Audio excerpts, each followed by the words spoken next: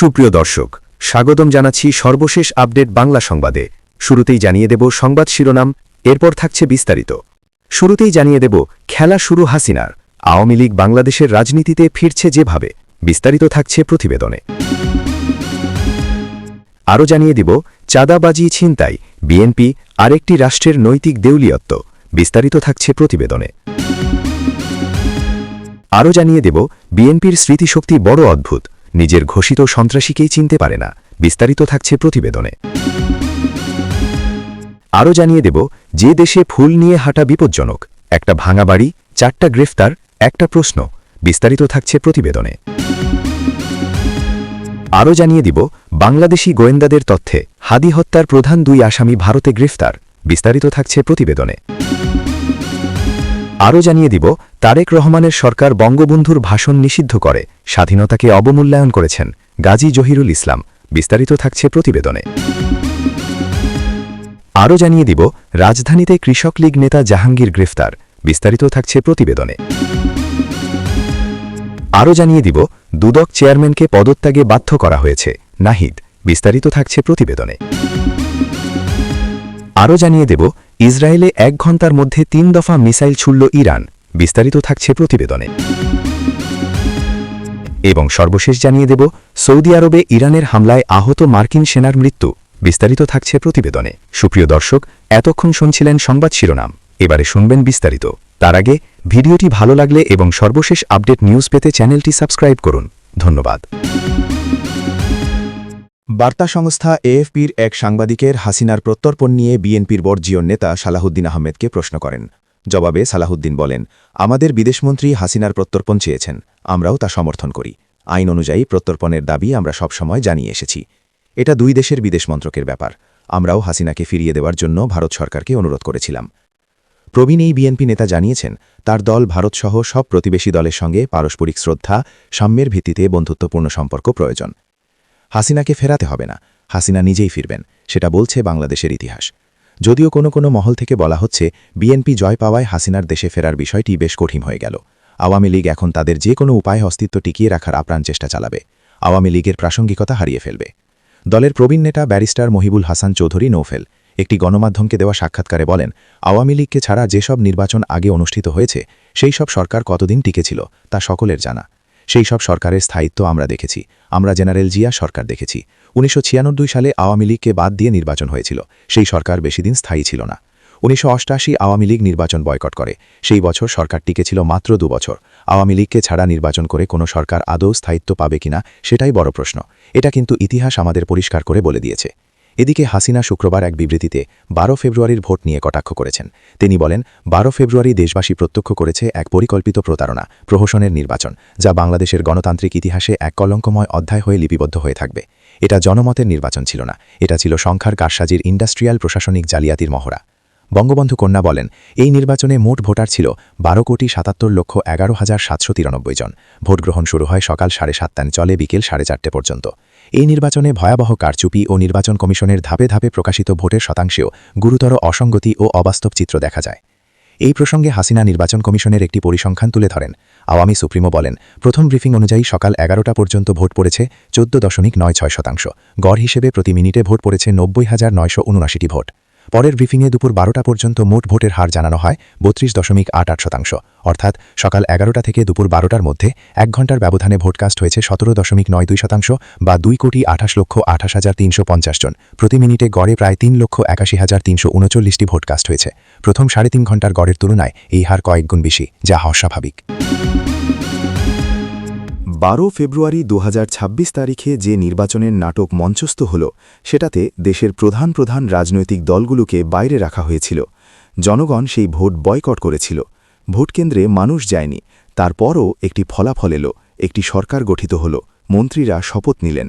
যে সরকার জনগণের ভোটের বৈধতা ছাড়াই ক্ষমতায় বসে আছে, সেই সরকারের কাছ থেকে আইনশৃঙ্খলার কী জবাবদিহি আশা করা যায়? বিএনপি একটি দল হিসাবে এই দেশের রাজনীতিতে যতটুকু ক্ষতি করেছে সেটার হিসাব দেওয়া শেষ হওয়ার নয়। জিয়াউর রহমান সেনা শাসনের মাধ্যমে ক্ষমতা দখল করে একটি রাজনৈতিক দল বানিয়েছিলেন। সেই দলের ভিত্তিটাই গণতান্ত্রিক ছিল না। ক্যান্টনমেন্টের ভেতর থেকে জন্ম নেওয়া একটি দল যখন গণতন্ত্রের কথা বলে, তখন সেটা শুনতে অনেকটা রঙ্গমঞ্চের সংলাপের মতো লাগে। তারপর বছরের পর বছর ধরে এই দলটি যখনই ক্ষমতায় এসেছে তখন চাঁদাবাজি, সন্ত্রাস, দলীয় ছত্রছায়ায় অপরাধ এগুলো রুটিন মাফিক ঘটেছে। কালাইয়ের ঘটনা নতুন কিছু না, কিন্তু নতুন যেটা সেটা হলো এই ঘটনার প্রতি প্রাতিষ্ঠানিক প্রতিক্রিয়ার অনুপস্থিতি। পুলিশ একজনকে গ্রেফতার করেছে, বাকিরা পালিয়ে বেড়াচ্ছে। এই তথাকথিত মন্ত্রিসভা থেকে কোনো বক্তব্য নেই, কোনো উদ্বেগ নেই। নূর আলম বলেছেন, টাকা নিয়ে গেছে তাতে সমস্যা নেই, কিন্তু আমার ছেলেকে যেভাবে মারধর করেছে তার বিচার চাই।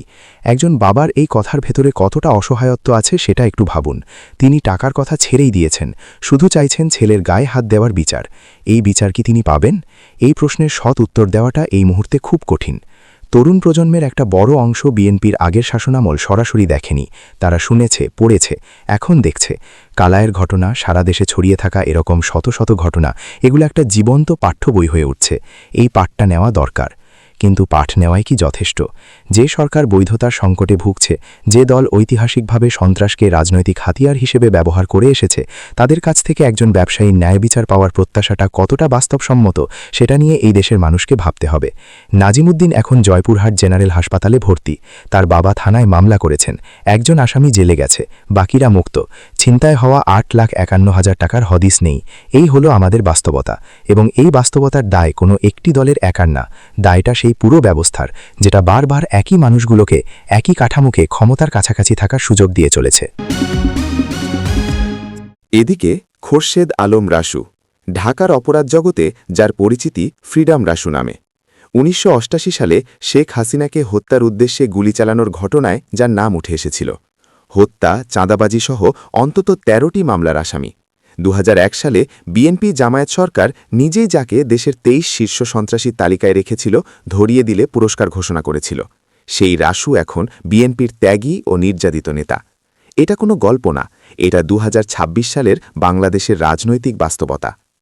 বিএনপির জাতীয় নির্বাহী কমিটির সদস্য সালাউদ্দিন খান দলীয় প্যাডে চিঠি লিখেছেন। সেই চিঠিতে রাসুকে গোপালগঞ্জ জেলা যুবদলের সাবেক আহ্বায়ক এবং বিএনপির সক্রিয় সদস্য হিসেবে পরিচয় দেওয়া হয়েছে।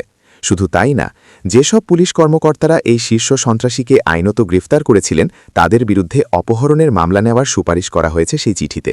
অর্থাৎ আইন মানতে যারা পেশাদারিত্ব দেখিয়েছিলেন তারাই এখন অপরাধী। আর বাংলাদেশের পুলিশের ওয়েবসাইটে এখনও ওয়ান্টেড পার্সন হিসেবে নাম থাকা রাসু এখন নির্যাতিত নেতা। একটু পেছনে তাকানো দরকার। 2001 সালে বিএনপি ক্ষমতায় এসে যে 23 জনের তালিকা বানিয়েছিল, সেই তালিকায় রাসুর নাম ছিল। 2002 সালে সেই বিএনপি সরকারের আমলেই কারাবন্দী হন তিনি। কারাগারে থেকেও তার চাঁদাবাজি বন্ধ হয়নি বলে তখনকার গণমাধ্যমের প্রতিবেদন বলছে। 2003 সালে মালিবাজি ডিবির 2 কর্মকর্তা হত্যার ঘটনায়ও তার নাম এসেছিল। প্রায় 23 বছর কারাগারে কাটিয়ে বের হওয়ার পর অন্তর্বর্তী সরকারের সময় গোয়েন্দা সংস্থার প্রতিবেদনে বলা হয়েছে তিনি মগবাজার এলাকায় নতুন করে প্রভাব বিস্তারের চেষ্টা করছেন। এই মানুষটাকেই এখন বিএনপি তার দলীয় পরিচয় দিয়ে আইনি সুরক্ষা দেওয়ার উদ্যোগ নিচ্ছে। প্রশ্নটা শুধু বিএনপির নৈতিক অবস্থান নিয়ে না, প্রশ্নটা হলো এই দেশে একটা রাজনৈতিক দলের প্যাডে চিঠি দিলে কি পুলিশের ওয়ান্টেড তালিকায় থাকা একজন মানুষ নির্যাতিত নেতা হয়ে যায়? যদি তাই হয় তাহলে রাষ্ট্রের আইন বলে আর কিছু আছে কি? এদিকে ধরুন আপনি সকালে উঠে হাঁটতে বের হলেন, রাস্তায় তাজা ফুল দেখে কিনলেন কিছু, অমনি পুলিশ এসে আপনাকে ধরে সন্ত্রাসবিরোধী আইনে চালান করে দিল। না, এটা কোনো ডিস্টোপিয়ান উপন্যাসের দৃশ্য না। আজ সকালে ঢাকায় এটাই হয়েছে। 3 জন নারী আর 1 জন পুরুষ ফুলের মালা হাতে যাচ্ছিলেন ধানমন্ডি 32 নম্বরের দিকে। রাষ্ট্র তাদের সন্ত্রাসী ঘোষণা করেছে। যে আইনে মামলা হয়েছে সেই আইনে সাজা হলে সর্বোচ্চ মৃত্যুদণ্ড পর্যন্ত যায়। ফুল হাতে নিয়ে হাঁটার শাস্তি মৃত্যুদণ্ড। বাংলাদেশে এখন এই আইনি ব্যবস্থা চালু আছে। 32 নম্বরের বাড়িটা আগেই ভেঙে ফেলা হয়েছে গত ফেব্রুয়ারিতে। ভাঙার সময় যারা ভেঙেছে তারা উৎসব করেছে, ভিডিও বানিয়েছে, সোশ্যাল মিডিয়ায় পোস্ট দিয়েছে। সেটা ছিল সহিংসতার উল্লাস। কিন্তু সেই ভাঙা ধ্বংসস্তূপের কাছে ফুল রাখতে যাওয়া হলো সন্ত্রাস। যুক্তিটা একটু বুঝিয়ে বলবেন কেউ? 7 মার্চের ভাষণ নিয়েও একটা কথা বলা দরকার। ইউনেস্কো এই ভাষণকে বিশ্ব প্রামাণ্য ঐতিহ্যের অংশ হিসেবে স্বীকৃতি দিয়েছে 2017 সালে। মানে পৃথিবীর ইতিহাসে এই ভাষণের একটা জায়গা আছে, বাংলাদেশ রাষ্ট্রের পছন্দ অপছন্দের বাইরে। এই দিনে সেই মানুষটার স্মৃতিতে ফুল দেওয়া কোন দেশে অপরাধ, কোন রাষ্ট্রীয় দর্শনে? এবার আসি ফেব্রুয়ারি নির্বাচনে। 12 ফেব্রুয়ারি যা হয়েছে সেটাকে নির্বাচন বলতে হলে শব্দটার সংজ্ঞা নতুন করে লিখতে হবে। আওয়ামী লীগ নিষিদ্ধ, জাতীয় পার্টি কার্যত অস্তিত্বহীন, বামপন্থী দলগুলো বর্জন করেছে। যে কটা দল অংশ নিয়েছে তাদের মধ্যে বিএনপি আর জামাতি একমাত্র সংগঠিত শক্তি। ভোটার উপস্থিতির যে সংখ্যা বলা হয়েছে সেটা নিয়ে স্বাধীন কোনো যাচাই হয়নি। এই নির্বাচন থেকে যে সরকার এসেছে তার জনগণের ম্যান্ডেটের দাবিটা কতটা শক্তি সেটা তারা নিজেরাও জানে। সম্ভবত সেই অনিশ্চয়তা থেকেই এই ভয়, এই দমন। বিএনপি সম্পর্কে একটা সত্য কথা আছে যেটা বারবার ভুলিয়ে দেওয়ার চেষ্টা হয়। দলটার জন্ম সেনা ছাউনিতে, গণতান্ত্রিক প্রক্রিয়ায় না। জিয়াউর রহমান ক্ষমতা দখল করে তারপর দল বানিয়েছেন নিজেকে বৈধতা দেওয়ার জন্য। এই দলের রক্তেই আছে ক্ষমতাকে গণতন্ত্রের উপরে রাখার প্রবৃত্তি। 2001 থেকে 2006 এই 5 বছর কি হয়েছিল সেটা যারা দেখেছেন তারা জানেন। সংখ্যালঘু সম্প্রদায়ের ওপর নির্বাচন পরবর্তী সহিংসতা, জামায়াতকে মন্ত্রিসভায় নিয়ে যুদ্ধাপরাধীদের গাড়িতে জাতীয় পতাকা তোলা, হাওয়া ভবন নামে একটা ছায়া সরকার চালানো, বাংলা ভাই শায়েখ আব্দুর রহমানের উত্থান এবং রাষ্ট্রের নির্লিপ্ততা, 21শে আগস্টের গ্রেনেড হামলা, এগুলো অভিযোগ না, নথিভুক্ত ইতিহাস। সেই ইতিহাসের দল এখন আবার ক্ষমতায়, আর প্রথম কাজগুলোর একটা হলো ফুল হাতে হাঁটা মানুষকে সন্ত্রাসবিরোধী আইনে ধরা। পরিচিত লাগছে? যারা আওয়ামী লীগের সমালোচনা করেছেন, যারা জননেত্রী শেখ হাসিনার বিরুদ্ধে কথা বলেছেন, তাদের অনেকে এখন চুপ করে আছেন কারণ বিএনপির বিরুদ্ধে কথা বললে আওয়ামী লীগের দালাল তকমা পড়ে যাবে। এই বাইনারি ফাঁদটা খুব পুরনো এবং খুব কার্যকর, কিন্তু একটা সরকারের সমালোচনা করা মানে আরেকটা সরকারের পক্ষে যাওয়া না। আজ যে 4 জনকে ধরা হয়েছে কাল আরও ধরা হবে। যতদিন ফুল হাতে হাঁটাকে সন্ত্রাস বলা যাবে ততদিন এই রাষ্ট্র নিরাপদ না, কারো জন্য না। এদিকে ইনকিলাব মঞ্চের আহ্বায়ক শহীদ শরীফ ওসমান হাদি হত্যা মামলার প্রধান 2 আসামি রাহুল ওরফে ফয়সাল করিম মাসুদ 37 ও আলমগীর হোসেনকে 34 গ্রেপ্তার করেছে ভারতীয় পুলিশ। বাংলাদেশি গোয়েন্দা সংস্থাগুলোর দেওয়া তথ্যের ভিত্তিতে ভারতের পশ্চিমবঙ্গ প্রদেশের পুলিশ তাদের আটক করে। আইন শৃঙ্খলা বাহিনীর সূত্র জানায়, বাংলাদেশ প্রতিরক্ষা গোয়েন্দা সংস্থার এক শীর্ষ কর্মকর্তার সাম্প্রতিক ভারত সফরের পর বাংলাদেশ থেকে পালিয়ে যাওয়া সন্ত্রাসীদের বিরুদ্ধে কঠোর অবস্থান নিতে শুরু করেছে ভারতীয় কর্তৃপক্ষ। এরই ধারাবাহিকতায় এই সফল অভিযান পরিচালিত হয়। গোয়েন্দা তথ্যে জানা যায়, শরীফ ওসমান হাদিকে হত্যার পর আসামিরা মেঘালয় সীমান্ত দিয়ে অবৈধভাবে ভারতে প্রবেশ করে। এরপর তারা ভারতের বিভিন্ন স্থানে আত্মগোপন করেছিল। সম্প্রতি তারা পুনরায় বাংলাদেশে ফিরে আসার পরিকল্পনা করে এবং সুযোগ বুঝে পশ্চিমবঙ্গের বনগাঁ সীমান্ত এলাকায় আশ্রয় নেওয়ার চেষ্টা চালায়। বাংলাদেশ থেকে প্রাপ্ত তথ্যের ভিত্তিতে 7 ও 8 মার্চের মধ্যবর্তী রাতে ভারতীয় পুলিশ বনগাঁ সীমান্ত এলাকায় বিশেষ অভিযান পরিচালনা করে এই 2 পলাতক আসামিকে আটক করে। তদন্ত সংশ্লিষ্টরা জানান, আসামিরা হাদিকে খুন করার পর আইনি প্রক্রিয়ার হাত থেকে বাঁচতে সীমান্ত পাড়ি দিয়েছিল। ভারতে বিভিন্ন স্থানে অবস্থান পরিবর্তন করে তারা নজরদারি এড়ানোর চেষ্টা করলেও বাংলাদেশি গোয়েন্দাদের নজরদারিতে ছিল। এই গ্রেপ্তারের ঘটনায় ভারতে একটি সুনির্দিষ্ট মামলা দায়ের করা হয়েছে। আজ 8 মার্চ আসামিদের ভারতের সংশ্লিষ্ট আদালতে হাজির করা হলে আদালত তাদের পুলিশি হেফাজতে পাঠানোর নির্দেশ দেন। এদিকে বাংলাদেশের ইতিহাসে এমন কিছু শব্দ আছে যা শুধু বাক্য নয়, একটি জাতির আত্মা। 1971 সালের উত্তাল সময়ে বঙ্গবন্ধু রেসকোর্স ময়দানে দাঁড়িয়ে উচ্চারণ করেছিলেন সেই অমর আহ্বান, এবারের সংগ্রাম আমাদের মুক্তির সংগ্রাম, এবারের সংগ্রাম স্বাধীনতার সংগ্রাম। এই আহ্বানই ছিল বাঙালি জাতির জাগরণের ডাক, যা পরিণত হয়েছিল মহান স্বাধীনতা যুদ্ধে। সেই ঐতিহাসিক ভাষণ, যা আমরা জানি 7 মার্চের ভাষণ নামে, কোটি মানুষের মনে স্বাধীনতার আগুন জ্বালিয়ে দিয়েছিল। বঙ্গবন্ধু বলেছিলেন, আর দাবায় রাখতে পারবা না। এই কথার মধ্যেই ছিল বাঙালির অদম্য শক্তি, আত্মমর্যাদা এবং স্বাধীনতার সংকল্প। তাই আজও যখন স্বাধীনতার চেতনা, গণতন্ত্র ও ন্যায়ের প্রশ্ন ওঠে, সেই কণ্ঠ আবার যেন প্রতিধ্বনিত হয়, অন্যায় ও দমনপীড়নের বিরুদ্ধে মাথা উঁচু করে দাঁড়ানোর সাহস দেয়। তবু স্বাধীনতার 5 দশক পরেও বাংলাদেশের রাজনীতিতে একটি বড় বিতর্ক বারবার সামনে আসে। প্রশ্ন ওঠে, দেশ কি সত্যিই মুক্তিযুদ্ধের চেতনার পথে এগোচ্ছে, নাকি পুরনো পাকিস্তানি রাজনৈতিক কৌশলের ছায়া এখনও রয়ে গেছে?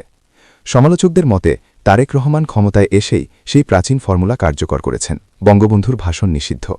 এর ফলে বঙ্গবন্ধুর ভাষণগুলোকে গণমাধ্যম এবং জনসভা থেকে সরিয়ে রাখার চেষ্টা দেখা যায়।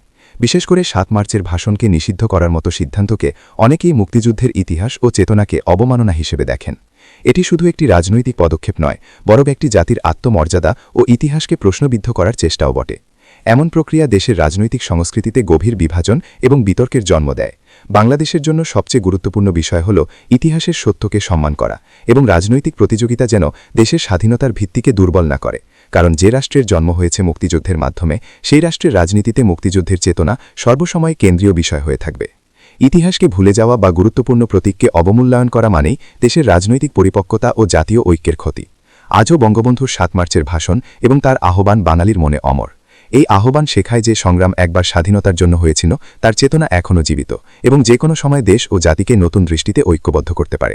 জয় বাংলা, জয় বঙ্গবন্ধু।